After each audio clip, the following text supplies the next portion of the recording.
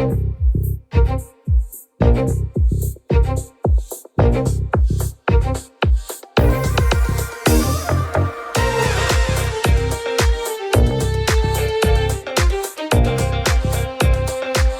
to Super Entrepreneurs Podcast. Today we have with us Sean Castrina. How are you, Sean? Good. Very good. Well, thank you for coming on the show. Well, I'm glad to be here. Well, that's great. We always allow, or we like to have our guests introduce themselves. So the stage is yours.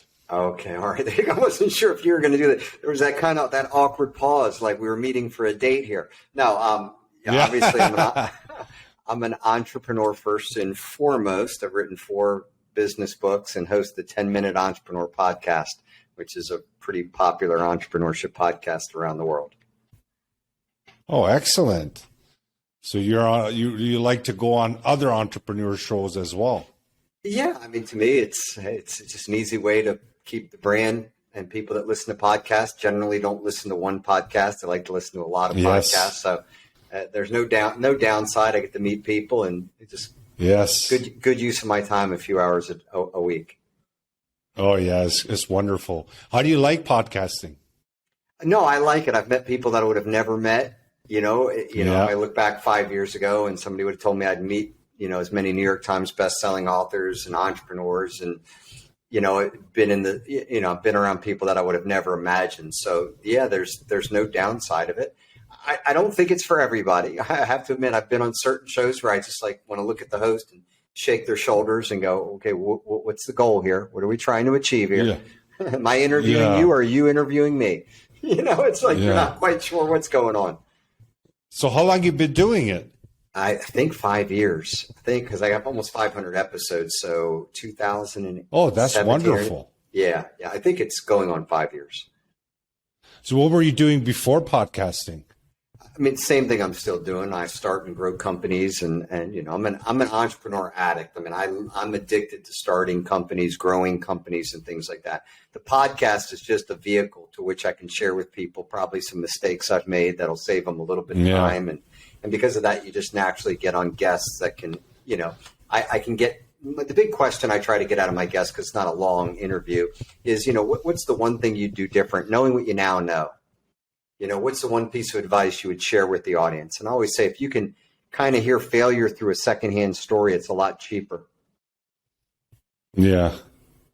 Well, that would be my next question. What was your most amazing project that you launched and exited or still have? Yeah. I've done a few that I'm still shocked about how well they did. I started a direct mail magazine. Awesome.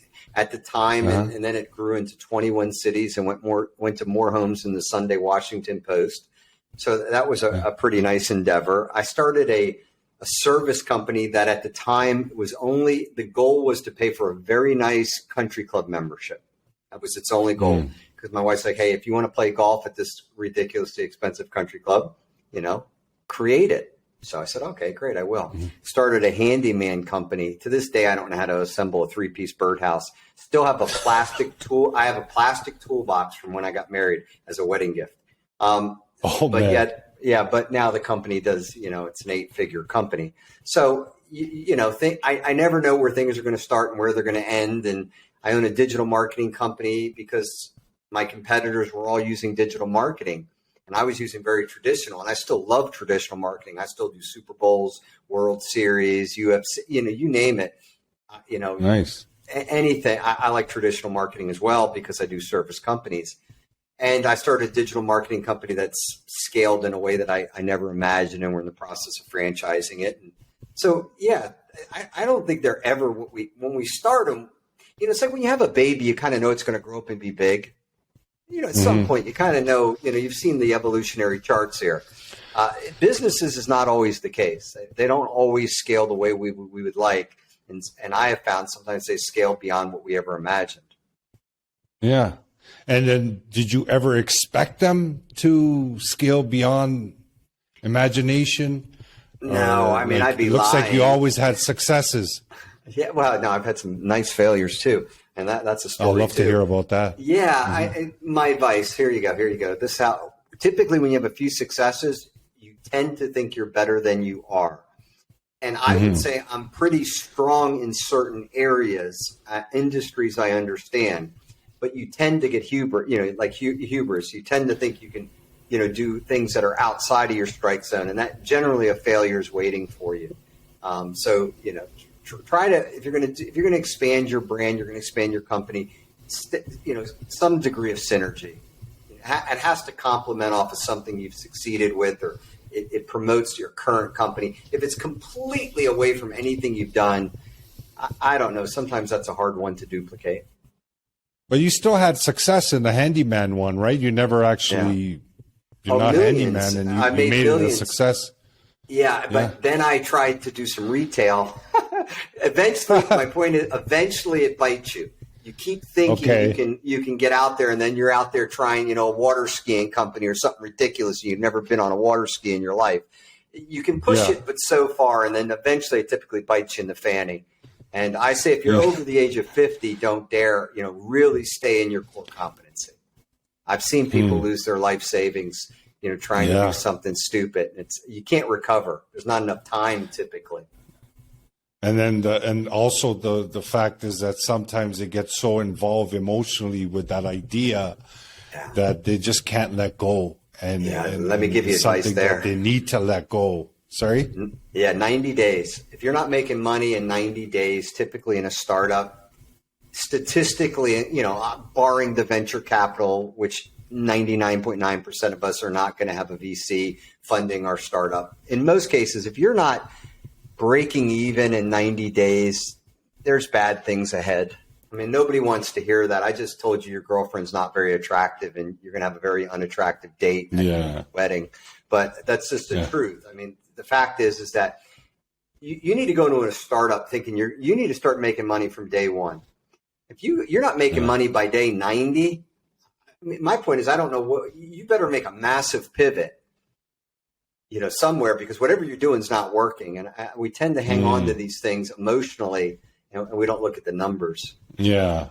The emotional part of business is so strong for many people that they have this concept and they actually see the entire lifeline of that business and they just feel it will be that way.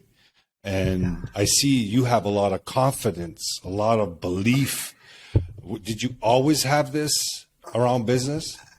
I mean, I was a good athlete in high school. So I think some things just you naturally, have a level of confidence. Some people don't. And I think you do need confidence. I mean, there's a great quote, very controversial figure. So I won't say who said it, but he lives in Mar-a-Lago. But he said this is a great quote, and this was 40 years ago. So forget everything past that. Don't be small-minded here. He said, show me a man with no confidence, and I'll show you a loser every time. And I'll give you another one. I actually believe he probably believed even back then that being president probably wasn't impossible for him. If you look at the interviews, I don't care whether you like him or you don't like him. That's a moot point to me. I think you respect the presidency, whoever's in the office. But he had that belief. You know what I mean? And the great people do. The great achievers do. I'll never forget, he was on a Phil Donahue show, and some lady, kind of got on him about being arrogant. And he dropped that bomb. And it's poetic. Show me a man with no confidence, and I will show you a loser every time. So do you think that the confidence came through being involved in sports initially? I think it gives you the ability to be in front of people and not, you're confident when you present something. You have a confidence in yourself that if you work hard, you can achieve. Yeah, I think, you get a few victories. It's, in whatever it is. I mean, it could be music, it could be at the Boy Scouts or whatever it is. I think it's important to have a couple wins in your life that gives you a little bit of confidence. If you have no wins, then you're going to start a business, which is one of the hardest things in the world, and that's going to be your first win. I'm not so sure about that. So I think it's important maybe to get a couple wins under your belt. Yeah. Was your first endeavor a win? Yeah, it was.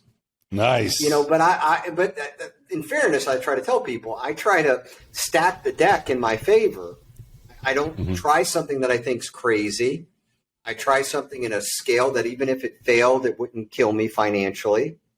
I try to stack the marketing in my favor so that the phone's going to ring or we're going to get leads from day one. So I've always done a few things that have always stacked the deck in my favor. I want to, in the sense in business, I want to cheat failure as much as humanly possible so that when I'm not making money 90 days down the road, I know it's not because of lack of effort.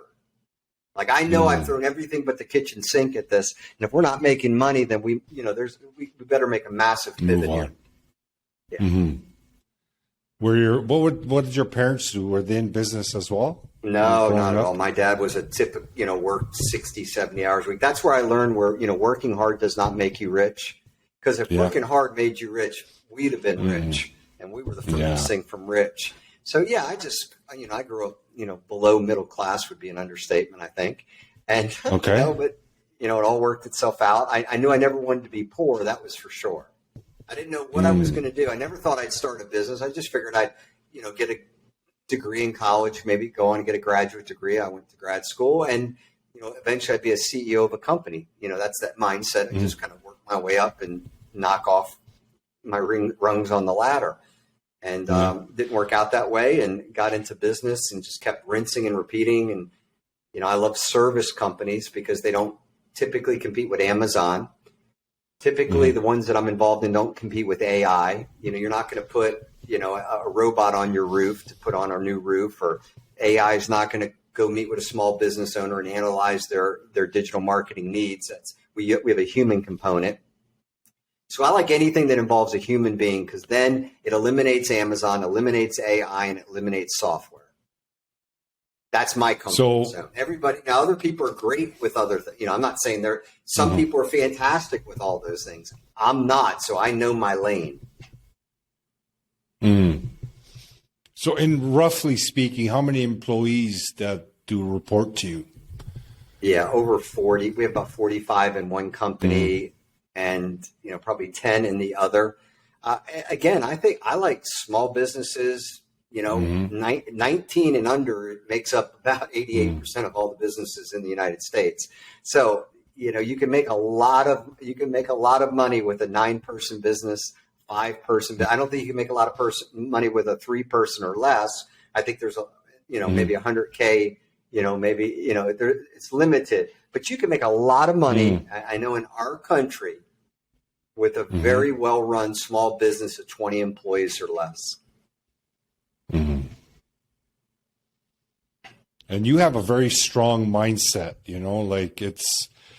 reason why I was asking about the childhood and the parents is because sometimes that's where it comes from, right? But it looks like it was a gradual increase through growing up, and then sports, it kind of evolved, and then you created this belief within that I'm making it, no matter what, I'm making it. Is that true? Yeah, I think it is. Because I've asked people when I started my first companies, and I'm 25 years old and 30, and I'm bringing on people in their 40s to come join me, to come partner with me. And I remember asking them later, like, okay, why did you give up your company and come work for me, or give up that job you had and come work for me? And they said, I just could tell it was going to work with you. Like there was no doubt in my mind that you were going to get it off the ground. That's flattery, but it's important if you are going to do a startup that you resonate a little bit of that confidence work, because people are, think about it for a second. You're starting a company. They got to know this thing's going to work. They're quitting or they're coming to work with you. And I've been very fortunate in my startups to have extraordinarily talented people from day one. And I think you kind of have to have a little bit of that, where you can attract pretty talented people with you. And they tend not to be attracted to losers, to be frank with you. I mean, they can sniff it out. It's like, let me quit my job. I want to go work with that guy. He's a loser. No, I mean, generally they want to join somebody who they think can go a little bit further than where they're currently at. But Sean, when these people, when they come join you, do you find that they all have a solid mindset foundation, or is it something that you work on with them? I mean, listen, I know this isn't going to go over popular, and I know mindset is everything. Listen to me. Bottom line is this, ladies and gentlemen of the jury. you either kick ass or you don't. You either think you can get something done or you don't. I can blow in your ear as much as you want. I can do it for a little while. At the end of the day, you got to wake up, take action, develop some things that you do well. And if you do them repetitively over and over, you're going to have some successes. Nobody telling you every day, you can do it, Johnny, it ain't going to matter. I mean, I believe that I find people that I think have a high upside. In other words, I have a profile partner that I like. Intelligent, has nothing to do with college. Just they're very bright. I've never been able to fix stupid. I've never had success with stupid. So they're smart. They have the capacity to do multiple jobs because they are smart. They have energy. They're ambitious, and they have good communication skills. It's hard to create a leader out of somebody who it's not very bright, doesn't have capacity, doesn't have ambition, and can't communicate well. I'm good. I ain't that good. So they're the qualities that I generally like to work with. And then because I start businesses necessarily that I'm not familiar with, they need to be an expert in that. So I have a profile person that I'm looking for, and it's like a one-eyed leprechaun, but I've been able to find them for 25 years. And one of the things I do is I'm always interviewing.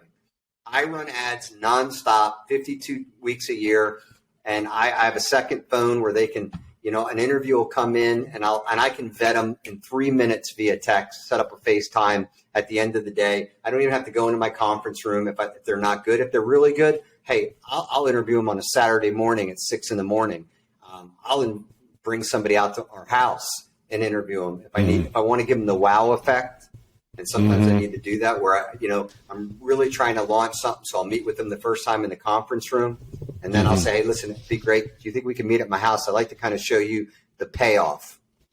Like right now, I'm telling you a story about what I think I can do with this company. I think if you come to my house, you'll probably get a greater idea. And then they come to the house and they get the whole effect. And they're like, okay, I think this guy's for real. So from what I'm hearing is basically the podcast is like a platform where you find the ideal people that you have a checklist for, bring them on the show, you get to know them, and then you build relationships and take it from there if it is a business venture. Yeah. I've never actually used the podcast for that. I've used the podcast to educate and equip and encourage entrepreneurs. I interview people in my personal life. The podcast actually came because my partner said I'm always teaching and I never sit down. So they're like, Sean, you like teaching five. Perfect match. Sean, you teaching. Yeah, perfect. They go, get in front of a camera. Get in front of a camera. That's what they said. You need to set up a podcast. And that way we don't have to come in the office and listen to you. We can just listen to your podcast. And literally that was the idea for the 10-minute entrepreneur podcast. One of my business partners kind of threw it out there. He goes, you need to do a 10-minute podcast. And I remember like Tony Horton had like the 10-minute workout or 10-minute abs, one of those. Yeah. So there it is. Same concept. No, it's cool. Very catchy. And, you actually create a platform that adds value to people for free, basically. That was the whole goal. I've turned down sponsorships. I've turned down, I do it for, I want to equip, encourage, and educate entrepreneurs in the least amount of time possible. That's it. There's my mission for the 10-minute entrepreneur podcast. Equip, give them, great, with information. I encourage them. And then I educate them with great authors and entrepreneurs. That's it. We do it in, less than 20 minutes. And it's been a great help to, people all around the world. Yeah, that's excellent. So you don't actually interview people on this show. It's more about you teaching. I do both. I teach one day a week, and then I bring on entrepreneurs as well. I mean, I've had, Andy Frisella and, I've had, you name them. I'm going blank, but the guy who invented Pictionary. I mean, I've had probably 400 entrepreneurs on there that have invented everything you can imagine, billionaires with the rest. But so it's a combination of both. I love to teach once a week. So typically Tuesdays, I believe, is when I do a teaching lesson, which is, 5 steps to better marketing, 3 steps to better hiring, 7 steps to scaling, whatever it is, something of that nature. and then we do a couple interviews a week, and that's kind of the format. Yeah, no, it's cool. And then you actually do build relationships with the guests you bring on the show, like some of them, not every single one. Yeah. No, there's a few that, there's no question. I mean, my cell phone has phone numbers in it that I would never have imagined because of the podcast. And so that's great. And the podcast it's a tremendous tool. I tell people, amazing. You're never going to know where it's going to be 5 years down the road. Like the first year, golly, I don't think anybody was listening to my podcast. Maybe my mother and my business partners. And now, I wake up. Yeah, I wake up and I see, it's like number 2 in Iraq last week in the category. I was like blown away. Amazing. In countries, I didn't even know were countries. Yeah, I love that feedback. Mm. Yeah. Like Macedonia. I thought that was a city in Greece. I was number 1 in Macedonia. I thought it was a city in Greece for sure. I had to. My whole life is based on a risk board, and I had no idea where it's at. I'm like looking. I'm going to Google it, and I was number 1 in Latvia, which is near Russia. I didn't know any of these countries. Yeah, that's the beauty of podcasting. Like for me, like initially when I was going through business, and I said, how do I be around these people? And all the books were saying, get around these people. And I just said, podcast. And I said, well, I'm kind of shy. Like I don't want to be in the front of the camera, right? So I just pushed myself. I did a couple. Nobody, you probably had one viewer, one listener, right? And here and there. So I had to beg. We had to beg. Like we had to keep emailing people to come on the show. And from there to where we are now are people like, it's 8-figure entrepreneurs, multimillionaires, they're messaging and want to be on the show. It just changes your perception completely about the world and business and relationships. The number of relationships built on the podcast and the strength of those relationships is out of this world. Not every single one will become a relationship, but even 10% is just beautiful. Yeah, there's no question. I have a few that have been great, super helpful, and I'm grateful for them. Yeah, it's great. Are you going into TV? No, God, no. Come on, you have a TV personality, my friend. Yeah. You know what it is? I like sustainability. I love the fact that I can go on my podcast directly from my gym, which is right over there. So I can work out for an hour, and then I can just come over here. I got like a quick note card on whatever my guest is. Sit down for 10 minutes, and like my friends were in town, and they're like, well, how long do you prepare to interview a guest? And I said, come over here and watch. And I take out a note card, and I'm done in like 2 minutes. I go, yeah. I just need a few awesome. things. That's awesome. So it's sustainable. Awesome. It's probably why I've lasted, almost 5 years. I think if it would have been far more difficult, if I'd have made it more difficult, I may not have stuck with it. But I've got a format that works really good for me, and it's easy to get guests when it's only 10 minutes. Yeah, you think about it. I mean, I can reach out to Grant Cardone or somebody and go, listen, Grant, you can do it while you're on the treadmill. Yeah, you can be sitting on the toilet for all I care. In other words, we don't need the video. You can just do the audio version. So to some degree, that could be helpful. Yeah, no, it's true. Like a lot of people ask me, so why don't you do 1 hour ones or 1.5 hour ones or 45? And I said, you know what? My sweet spot is 20 to 30 minutes. You get like right in there. Nothing is planned, just organic, two people connecting, talking, and there's value coming out of there. And hopefully information that you're sharing is going to bring value to someone. Yeah, Joe. I mean, everybody thinks they're Joe Rogan. Joe Rogan's got a sweet spot. He's got a credibility where he can drag it on as long as he wants, and nobody cares. Yeah, he's earned. He's earned the right to do that. Not everybody is Joe Rogan. This is how I view it. A TED Talk is 18 minutes. Smartest people in the world talk about nuclear fusion and can explain it in 18 minutes. Well, guess what? Here's my podcast. I feel like I get the smartest people and get them out in under 20. Yeah. Have you been on TED?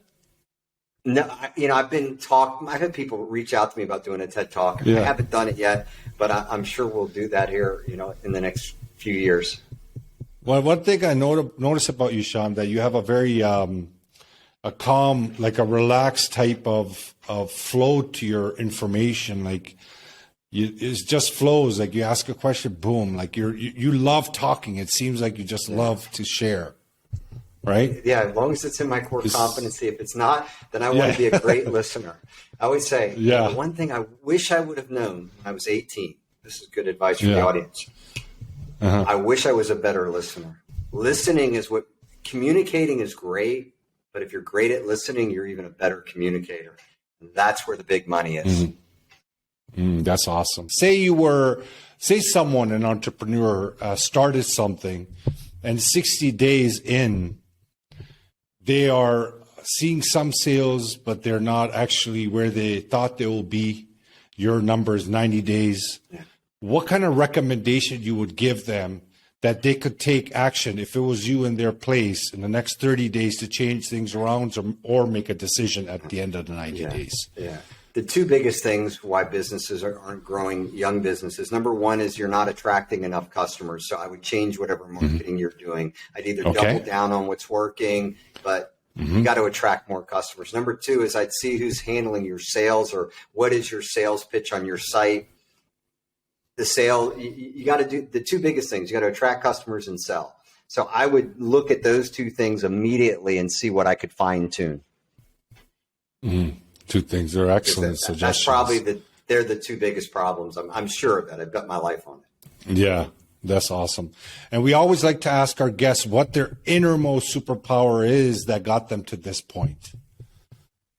Partnering, my ability to identify and attract talent. No question. Don't even have a close second. Yeah. I think the entire episode today has been around that. So that is great that your superpower also matched. Yeah, no doubt. The ability to just meet people, whether it's at the gym, so important, whether it's at a softball game. I'm always meeting sharp people. And anytime I do, I get their business card, or I write it down on an index card. I put it in my desk, and then I may reach out to them a year later and go, "Hey, John, I met you at a soccer game with my sons. This is, I own some companies. Listen, I don't want to waste your time, but I think I have a good idea that might really help you financially in the future. I'd love to just have lunch with you and just throw it by you." Yeah. And, and I've done that formula, and it's really been very successful. That's awesome. Well, Sean, it's been an honor to have you on this show.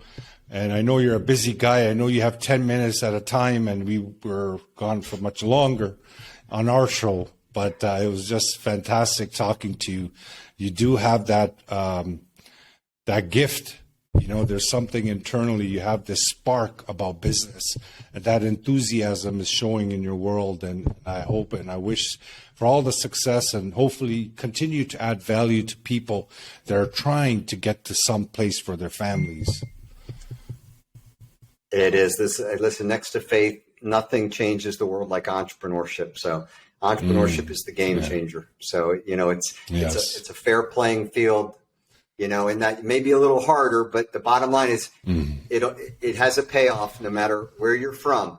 It may be a little harder, but there is a payoff. Great ideas happen all the time in countries all around the world, and people make it. So is it safe to say, Sean, if someone has an idea and they're feeling and resonating with you, should they be contacting you? Hey, I'd say read one of my books, and you can get one for free. There you go. I'm not selling anything. If you go to SeanCastrina.com, you can get my book that'll help you a ton, which is the 8 Unbreakable Rules for Business Startup Success. Free book. It gives my 8 rules on why you're probably going to fail if you fail. And if you follow them, you'll probably succeed. So I can help you by giving you that book. So we'll just do that today. SeanCastrina.com. Thank you. Free download. And then you can always listen to my podcast if you ever have 10 minutes. Amazing. Thank you, Sean. And audience, love you guys. Thank you for all the support. Keep engaging. Share these episodes. Connect with our guest. And look at that beautiful offer he just presented. Go to his site, get this information, and, educate and follow and take action. Obviously, you got to take action. So these guys take their time and they come on the show because they're sharing, they're adding value. Just listening and not doing anything about it is not going to make a change. And Sean, thank you so much for coming on the show. I appreciate you so much. Please keep in touch, and thank you. Great. Thank you very much.